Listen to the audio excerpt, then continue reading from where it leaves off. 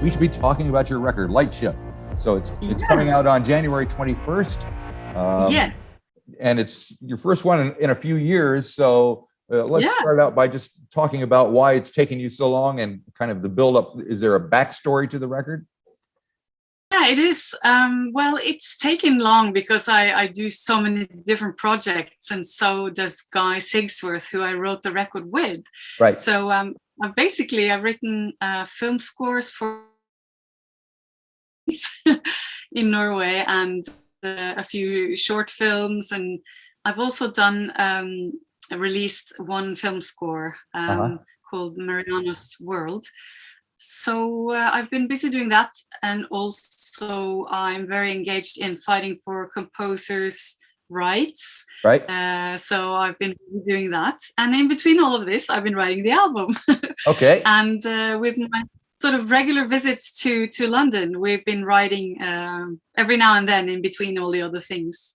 And basically, the backstory was that in the very beginning, I wanted to do a record with Guy, and I wanted to get him away from the computer to just play and not sort of be too sucked into the sort of studio side of things. Right. So I booked a very different studio, which was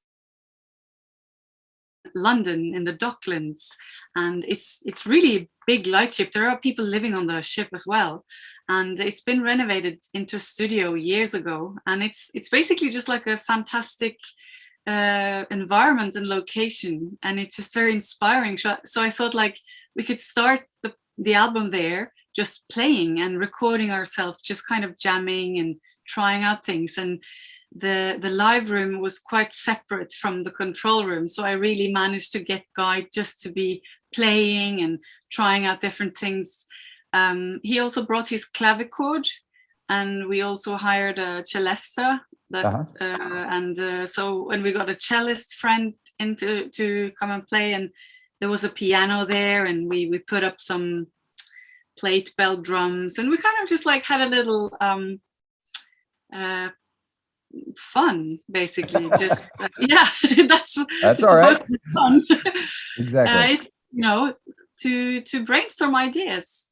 Right. And, so you mentioned you're kind of Guy Sigsworth. So how did the two of you work together? You've been working together for quite a few years now. So well, when I finished my studies, I studied in Liverpool, which is also unusual for a Norwegian, but in a performing arts school, I did like a bachelor in music, and I was very sort of ambitious, wanting to go to London to get a record deal. And I came to London, and I realized it was really hard. And I realized just what I really need is a good producer and someone to collaborate with. So my boyfriend at the time, he was helping me out. So he told me to make a list of people I wanted to work with, and he would get me all the numbers because he had a few connections. He's Icelandic, so that makes sense that he could get hold of Guy's number. Right. And I started calling Guy, and I wanted to work with him because he was one of my favorite producers when I started looking into what I really enjoyed. So I basically started calling him, and finally I got to meet him and work with him. And what we started doing was just writing some songs, because I didn't have a record deal or a publishing deal. So I was kind of just a hopeful singer-songwriter wanting a career. Right. And I think what happened is that we formed a really great friendship, and that sort of we always enjoyed our time together. So I think we just started sort of slowly writing songs here and there, and then half of those songs became my first record, Melanchthon, which is actually being released again on vinyl. Great. April. Yeah. And is this record being released on vinyl as well? Is Lightship? It will, not probably this year, because it's actually very hard to get things printed on vinyl. Yes, everybody's doing it. All the factories are full, I believe. I know. So, I mean, we actually wanted to get this quite a while ago, but the factories they're big delays. I think because so many people are printing vinyl, but also because of the corona and not enough people are at work. Right. Well, that's so it's been quite hard. So yeah, I would love to print this on vinyl. All of my records actually, but I'll have to take one at a time. Right. So you're from Oslo, Norway, which is similar size country to New Zealand. So so is there much of a scene there? Or you mentioned, you went to London to record. Is that kind of typical, or is there much happening in Norway as well? I think there is a big scene here as well. But I lived for such a long time abroad, both in England and in the States. Right. So I kind of didn't come back to Norway until kind of, I've been here now for like 8-9 years again, but it's, taken time to sort of reestablish myself here. But it's absolutely a huge music scene and lots of stuff going on. I'm actually very impressed. There's more and more stuff going on. It's still very tempting to go somewhere and record that isn't your home. Right. You know what I mean? Like be away from everything. And I think that's always going to be good for artists. It could be in Norway, a different place, of course. Sure. But it just happens to be that my main collaborator lives in London. So, and I lived there for 11 years. So I have mainly my sort of main setup is based with people in London. Yeah. And have you obviously sing in English and speak in English, as we were doing now. Is there, do you think different musically? Do you think about making music in Norwegian and English? Is there a difference for you? Yeah, there is a difference. My dad is English. I didn't live with him, and I grew up in Norway speaking Norwegian. So I learned English in school, but what he did, he spoke Norwegian by the time I had started speaking. So what he did, he gave me a lot of pop music from England. Nice. And he gave me loads of stuff from the UK. And he's a classical musician, but as a young boy, he had met Paul McCartney a few times, and he was very much a fan of the Beatles and David Bowie and all of these. I remember he gave me the Talking Heads, when they came out with stuff, and so I was kind of fed all this pop music from my dad. And also every other weekend when I went to his place, I would watch Sky Channel and all the music videos. Which I didn't have at home. So I think it did influence me a lot. Kate Bush and all sorts of things. Right. Well, it's interesting you mentioned Kate Bush, because I see some people want to kind of compare you to Bjork, but Kate Bush definitely came to mind when I was listening to the new record. So well, I don't mind any comparison. I think that's very much the person who listens. If they, that's their creation, what they compare it to. And I think it's always flattering to be compared to people, and sometimes people need to do that to have a way of explaining how they feel about it. So I don't really mind, because I think I can sound like a lot of different people, and it sometimes depends on the production. Right. And in the very beginning, I was a guitar player, and I wanted to sound like Joni Mitchell. So and I can hear those early demos, they were more in that style, and produced in that style. Right. So I think it's always, it can be helpful with comparisons, but it's not really more than an experience, I think. And I think that's good, because I sometimes do that too, to explain what I think about something. Sorry, I thought I heard a cat. Inevitably, a cat will appear in just about every. Yeah, I know. I've met them all. Very big one.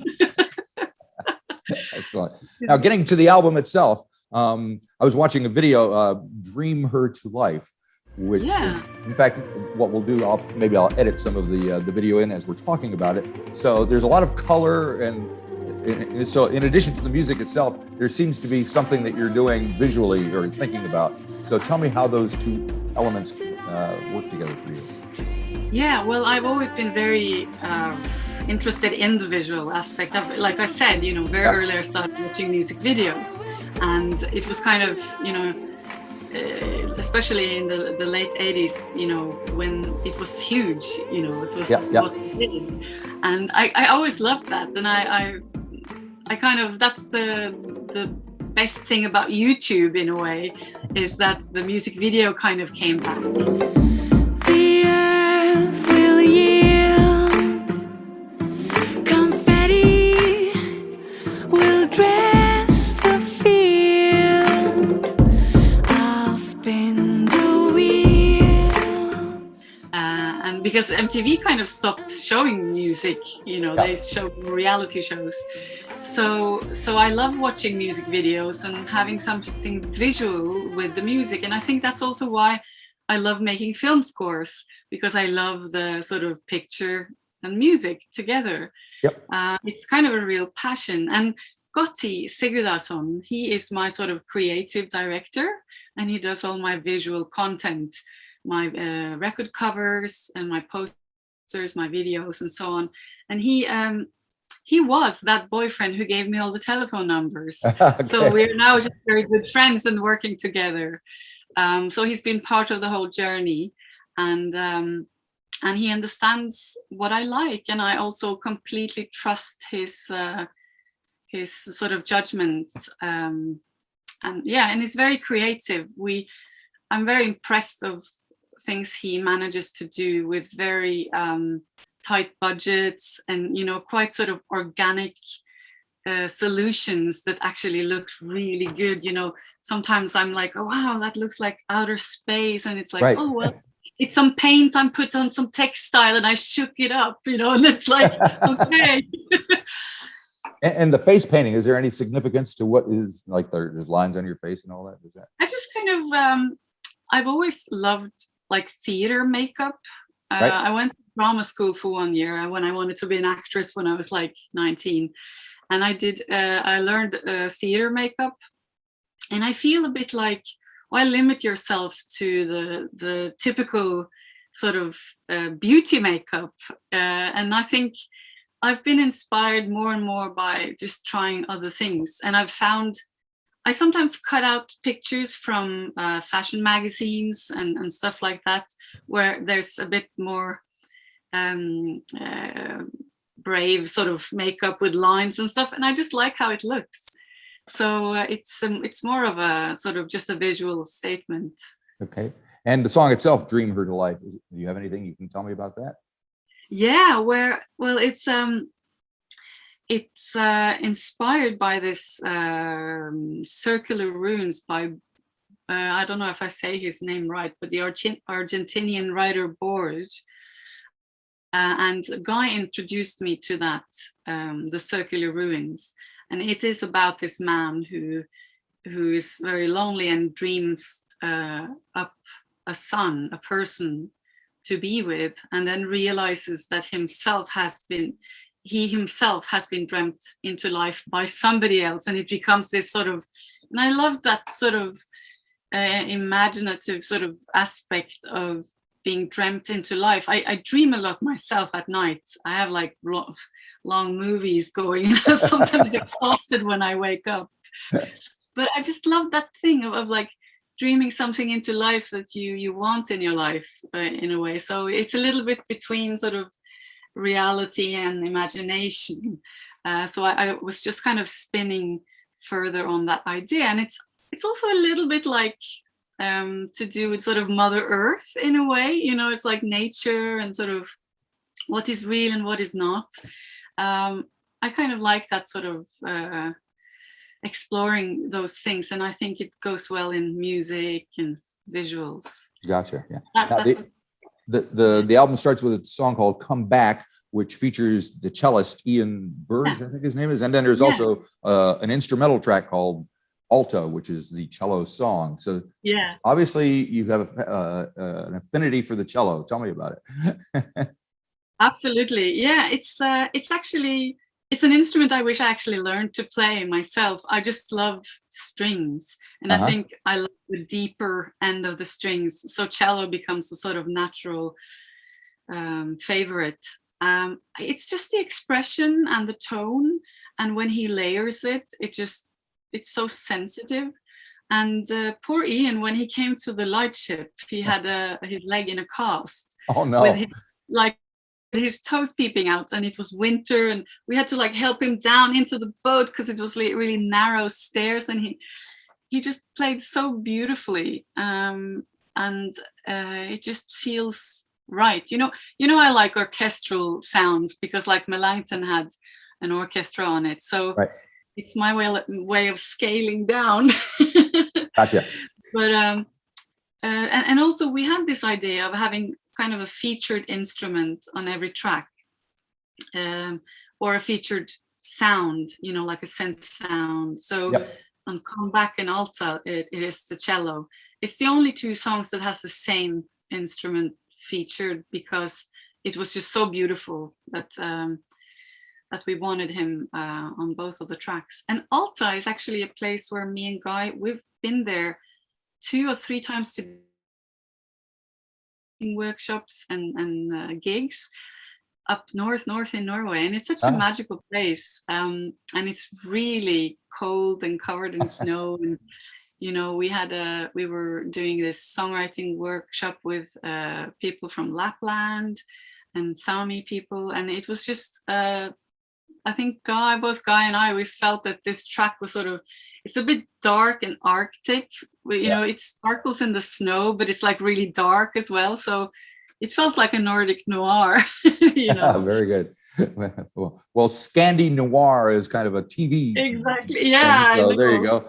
You got to have music with that. So Alta is followed by a track called Zamami, I think it's pronounced. I may be wrong. Yeah. Which also has, I think there's an electric tabla on that track. So it's not electric. It's actually Talvin Singh playing tablas, and he is he's one of the best tabla players, and we both know him really well from different people. So I mean, he played also with Guy and Björk in the very early days, Talvin Singh. Right. And I know him from much later, where I did a show with him, where I improvised over tabla playing for a charity show in Bristol. So, and Zamami is an island. It's a tropical island outside of Okinawa. And me and Guy, when we finished our sort of China tour, and then we went to Taipei and Okinawa, and then we met up with his wife, who's also a good friend of mine. We went to Zamami to like have a couple of days off, and it was the weirdest island ever. So the experience was just quite strange. It was like a paradise but lost, you know, like quite sort of deserted, but there was a lot of diving tourists. Right. It was out of season as well, and it had like speakers in a tiny village with like these messages and bell sounds, and it was just it's hard to explain. I think you must just go there. I'll have to check it out. So that's the Zamami. We're bringing together all parts of the world because Talvin is obviously Indian, and right. And then so that's a kind of the fun track on the record, I think. Right. Now I see you're planning on doing a show or maybe a series of shows once the record is out. So with all these different sounds that you put together on these songs, how are you planning on recreating those in a live situation? That's a good question. Thank you. When we set out to make the record, we wanted to make it quite simple. But so a lot of it is Guy's electronic sounds, but we are having a show in London, 21st of January, which is the same day as the release of the record. And this is the first show, and I haven't played in London for a while. So we're going to do just a small intimate show where we're getting Ian Birds, the cellist, and then Guy and me. Right. So we will have some tracks, and then we'll have some synth and keyboard, some piano and cello, and maybe I'll pull out my guitar with an effect on it. I'm not sure. Okay. So we will make it a little bit more intimate probably, but we will have the beats that we need going, and then we'll have some acoustic versions as well. So usually, I mean, we've played many of our tracks in very different settings. So we know that they work even if everything, electricity fails. Guy can play the piano and I can sing. We'll do the show. Gotcha. And what kind of people come to your shows?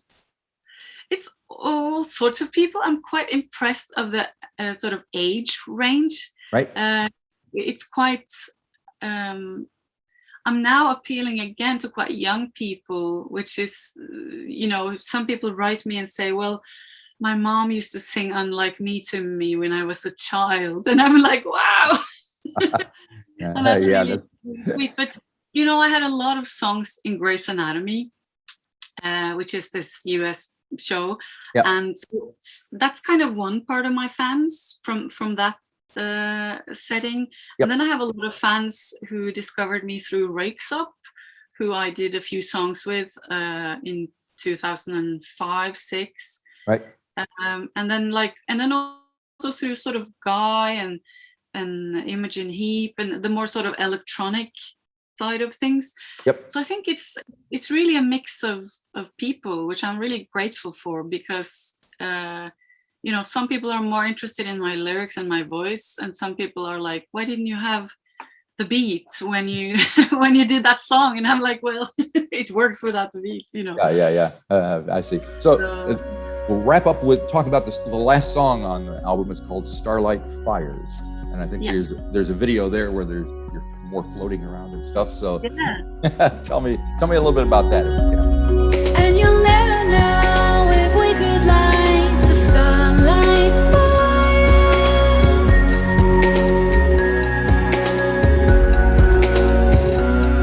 And you'll never know if we could light the starlight fires. Yeah. Why is it at the end of the record? Yeah, it's a good question, because it was not an obvious end. We really thought hard about the track order, and so I hope people don't shuffle it too much. Yeah, right. Starlight Fires, we wanted people to end on sort of an up. We wanted people to have a good feeling when the album was finished.